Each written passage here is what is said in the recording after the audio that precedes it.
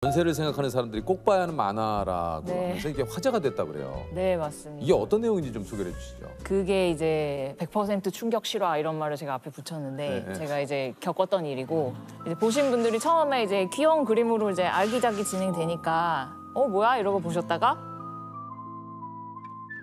뭐야 이거 공포 영화보다 더 무서워 막 이렇게 아니면은 뭐 귀신 하나 안 나오는 남양 특집이다 뭐 이런 얘기 막 하셨거든요. 그래서 그게 어떤 일이었냐면 제가 어떤 집에 전세로 들어갔는데 한 달 만에 압류장이 날아오고 그리고 바로 경매 개시가 되고 그런 일련의 과정을 무려 3년을 제가 시달렸던. 아니 이게 보통 그 일이었습니다. 가끔 뉴스에나 뭐 이런 네, 그 맞아요. 프로그램에 네. 나오는 내용이 이런 내용이지 않습니까? 네네네. 저도 뉴스에서만 보던 일을 제가 당한 거죠. 이게 사실 내가 그 당사자가 되면 정말 이거 네, 굉장히 너무 당황스럽잖아요. 충격적이죠. 엄청나게 많이 살펴보고 들어간 집이고 등기부등본이라고 우리가 네. 부동산에서 꼭 확인하는 문서가 있잖아요. 그게 말끔했어요. 거기에 이제 아무런 이 집에는 빚도 없다.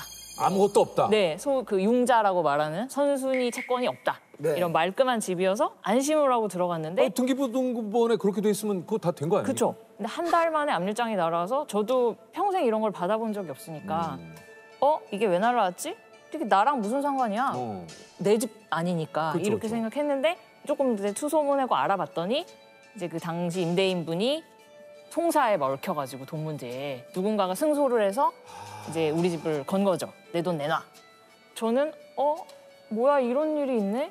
근데 제가 일단 확정일자도 받고 그 전입신고도 했으니까 선순위였으니까 괜찮겠지? 하고 있었는데 나중에 밝혀진 게 집주인분이 엄청난 고액 체납자였던 거예요, 세금에. 근데 그걸 알게 되면서도 그런 거는 등기부등본에 안 나오죠. 나와요. 네, 등기부등본은 전혀 알려주지 않고요. 근데 체납하셨다는 걸 알게 됐을 때까지도 내가 체납한 게 아니니까. 이게 그렇죠. 아무 상관없다. 네, 별일이 아니겠지? 그냥 별일이었던 거예요. 왜냐면 제가 입주한 시점보다 앞서 발생했던 세금이었던 그게 거예요. 세금 네네. 체납이. 네, 그러니까 이제 저의 집이 경매에 넘어가면 세무서에서 그 돈을 앞서서 가져간다. 그러니까 한마디로 변제 순위에서 내가 밀리기 때문에 네. 집을 처분해서 판 그 돈이 맞습니다. 세금보다 많으면 다행인데 네네네. 없으면 이제 나는 내 전세금을 날리게 되는 거죠. 그렇죠. 네. 그래서 일단은 그 송사 걸린 분이 경매를 걸으셔서 경매 과정이 진행이 됐는데 이런 과정이 굉장히 느리게 진행돼요. 그 경매 통지서가 날아와도 6개월 후에 한다. 그럼 그 피 마르는 6개월을 보내는 거예요. 그러니까요. 근데 집주인분께 이제 연락을 해서 어떻게 되는 거냐. 그러면은 그분은 굉장히 태평하게 아이고 해결하겠습니다. 염려 마세요. 아유 임차인 뭐가 걱정이에요. 뭐 이런 느낌이신 거예요. 걱정은 내가 해야지 당신은 그쵸, 걱정할 그쵸. 필요 없다. 네. 그러다가 점점 상황이 심각해지니까 이제 연락을 점점 이제 피하게 되고 이제 잠수를 타고 이런 과정이 있었고요. 집이 매물이 된 거잖아요. 그러니까 다양한 사이트에 저희 집이 막 올라가요. 뭐 어느 동, 어느 집, 뭐 경매 매물입니다. 이러면서 올라가고 저는 언제 이분들이 왔다 갔지 싶은데 우리 집 현관까지 막 다 찍어간 거예요. 문 앞에까지. 그리고 실제로 이제 퇴근하고 오면 집 앞에 뭐 모르는 분이 서 계시는 경우도 몇 번 있었어요. 경매 낙찰하려고 하는데 집 좀 보여주세요. 근데 저는 내가 내놓은 집도 아니고 지금 그럼 이상한 일에 엮여 있는데 느닷없이 남을 들여서 우리 그러니까 집을 보여줘야 돼요? 보여주기가 어렵죠. 혼자서 어떻게 해야 돼? 나 어떻게 해야 돼? 이런 생각만 하면서 지냈죠. 네. 처음부터 이게 문제가 그러면 있었던 집이잖아요. 그렇죠. 네. 아니 그렇다면 그 집주인한테 뭔가 우리가 그 세입자로서 뭐 요구할 수 있는 건 없는 겁니까? 근데 이 모든 게 놀랍게도 그분들이 범법 행위를 한 건 하나도 없는 거예요. 세금 체납을 물론 했지만 나라에서는 이제 체납했으니까 집을 가져갈게. 이렇게 착착착 모든 게 법의 테두리 안에 일어나는데 뭐 제가 뭐 고소를 할 수 있는 것도 아니고 뭐 고발을 아무것도 할 수 있는 게 것도 없어요. 아니고. 네. 아 이거 진짜 꼼짝없이 너무 그 집에 사는 거죠. 너무 열받으셨겠는데 진짜 이거. 네. 집이 집 같지가 않더라고요. 네. 거기 있는 게 죄수 같았어요. 여기 갇힌 사람.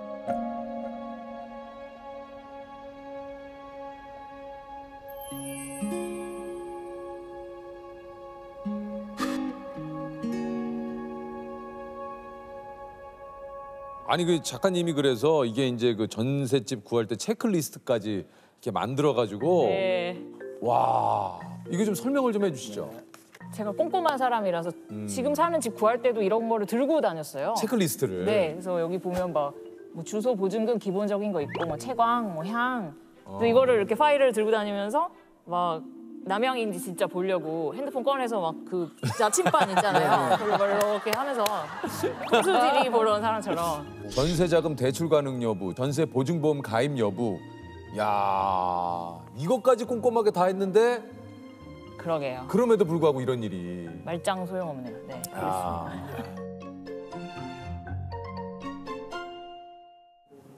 100% 순수 제 돈이었습니다. 제 피, 땀, 눈물. 네. 그 돈이었어요. 정기예금, 뭐 적금 이런 거밖에 사실 몰라요. 그래서 월급 받으면 모으고, 막 적금 들어서 모으고, 그렇게 이제 꼼꼼하게 이제 일확천금 1도 없고 그냥 모았죠. 햄스터처럼 도토리 이런 거 있잖아요. 그랬어요.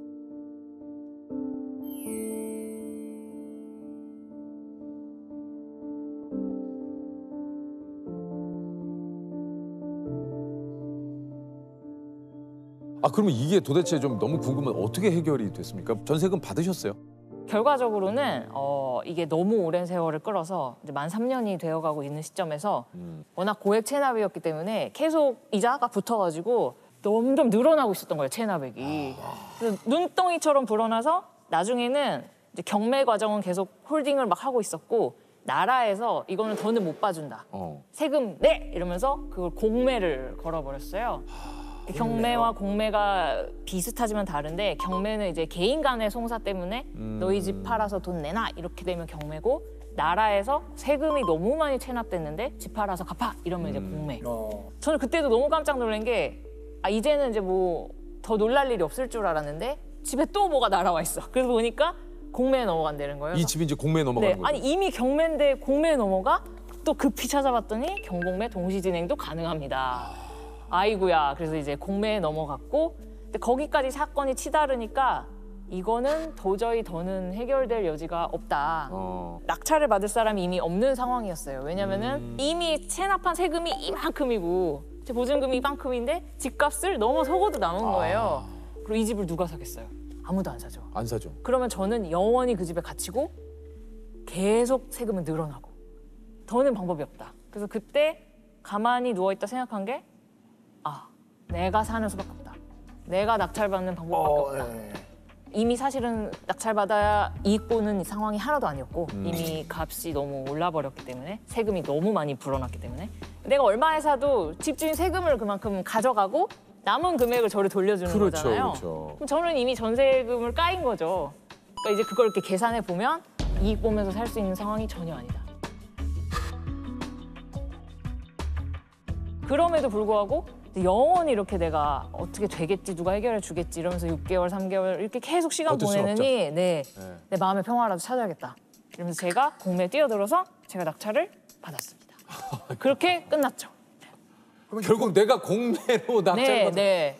피해자가 어쩔 수 없이 나서서 더 큰 피해를 막기 위해서 또 안았다. 내가 또 안았다. 네. 그럼 그 집에 살고 계신 거예요? 그 집에 살고 있습니다. 아니 근데 그러면 이거 근데 이거 보셨잖아요. 이렇게 그냥 꾸미고 있는데 살아야지. 살아야지.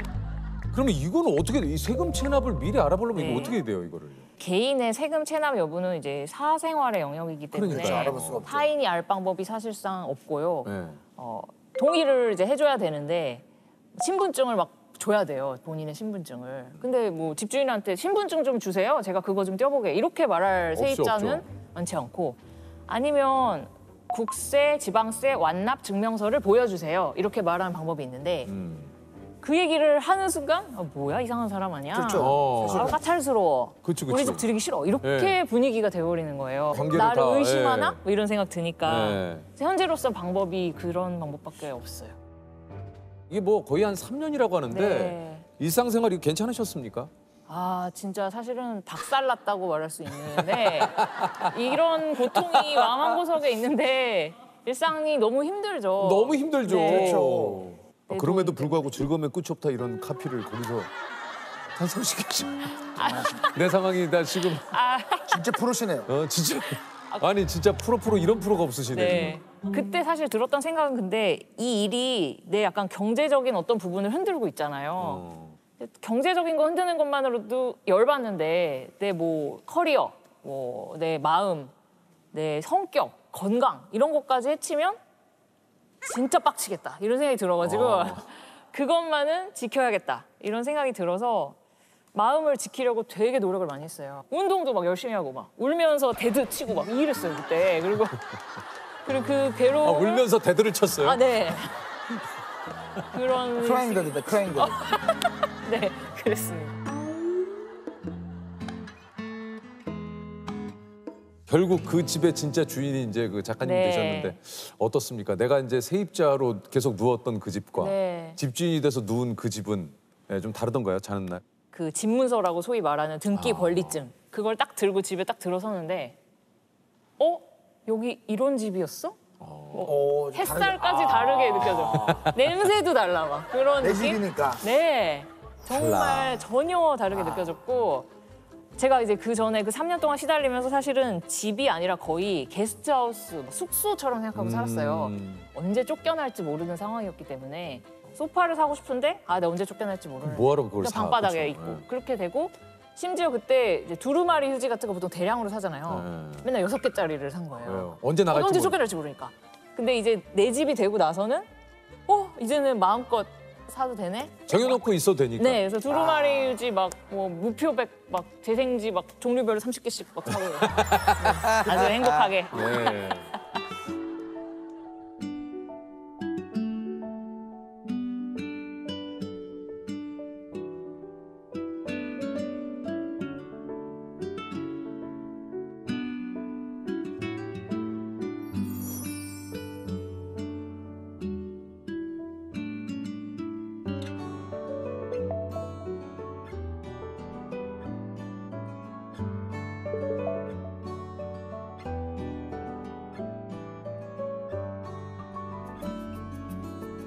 이 일을 작년에야 웹툰으로 그린 이유가 있습니까? 네, 나는 그래도 어떻게 탈출했는데 조금 손해 보고라도 이제 어떤 분들은 정보가 부족해서 또는 뻔히 알아야 되는 건데도 우리가 놓칠 때가 있거든요. 그렇죠. 그래서 이거를 손해 보고 해결을 못 하시는 분들도 세상에 있을 텐데 그래 맞아 나 만화 그릴 수 있잖아 내 만화로 이걸 좀 알려야겠다 이런 생각이 들어서 루나의 전세 역전 그래서 이제 1화를 팡 올리게 된 거죠.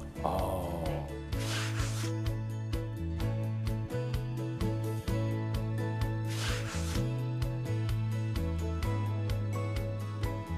저는 이제 하나의 전세 사기 사례밖에 몰랐는데 그거 말고도 세상에는 아니 어떻게 머리를 이렇게 쓰나 싶은 수많은 전세 사기 수법들이 있더라고요. 어떤 수법들이 있어요? 이제 가장 이제 좀 대표적이라고 할 수 있는 게 깡통 전세 이런 말 좀 요즘 들어봤어요. 많이 깡통 들어보셨죠? 전세. 예. 그게 깡통 전세가 뭘 의미하냐면 일반적으로 집값이 있으면 전세금이 한 80%선, 60%뭐 이래야지 이게 말이 되는 거잖아요. 근데 이게 뛰어넘는구나. 뛰어넘거나 같은 금액이거나 이러면 이제 집이 깡통 전세. 왜냐하면 집주인은 자본금 하나 없이 그 집을 손에 넣은 거잖아요. 이런 집 문제가 터질 확률이 굉장히 높죠. 그러니까 경매에 전세금으로 집주인이 집을 산 경우는. 네네네. 나와 계약하는 사람이 이 집값 얼마예요? 그 말만 믿지 말고 내가 시장조사를 좀 공시지가도 찾아보고 알아봐야 되는 주변에 다른 부동산도 좀 둘러보고 어플도 막 뒤져보고 해서 이 집값이 이 사람이 말하는 게 맞나? 그 신빙성을 좀 내가 체크를 조금 해야 스스로 되는 체크를 좀 해야 돼요. 네, 그런 방법이 있고요. 이제 또 이제 법에 약간 맹점을 노린 부분이 우리가 전세로 들어가면 전입신고 확정일자라는 걸 받잖아요. 네, 그렇죠. 그러면 이제 세입자의 권리가 보장되기 시작하는데 그게 신고한 다음 날 이 길부터 그 권리가 발동이 되거든요. 제가 오늘 전세에 들어가도 내일부터 그 하루를 그 틈을 타서 대출을 받아버리는 거예요. 집담보로. 그러면 나는 분명히 등기부등본 깨끗해서 들어갔는데 용자가 생겨버렸네? 내가 후순이네? 이렇게 돼버려요. 야, 진짜 대단하다. 입이 떡 벌어지죠. 네. 이거를 그러면 이런 사기를 안 당하려면 어떻게 됩니까? 일단은 기본적으로는 등기부등본 확인하고 전입신고 확정일자. 많이들 이제 상식적으로 알고 계시는 부분. 그건 정말 무조건 해야 되는 일이고요. 계약서에 특약을 놓는 방법이 있다고 하더라고요. 예를 들면 내가 들어간 날 혹은 다음 날 뭐 일주일까지라고도 하시는 분들도 계시다고 하더라고요. 그 사이에 대출 안 받는다. 이 집을 담보로. 만약에 등기부등본에 그 사이에 대출로 인한 변화가 있을 시 계약 무효로 무효가 한다. 된다. 그런 이제 특약을 넣는 방법이 있다고 하더라고요. 이건 충분히 집주인한테 요구할 수 있잖아요. 이 말이 어려울 수도 있지만 부동산 공인중개사분께 말하면 그분은 전문가라 딱 아세요. 이거를 활용하시는 방법도 있습니다.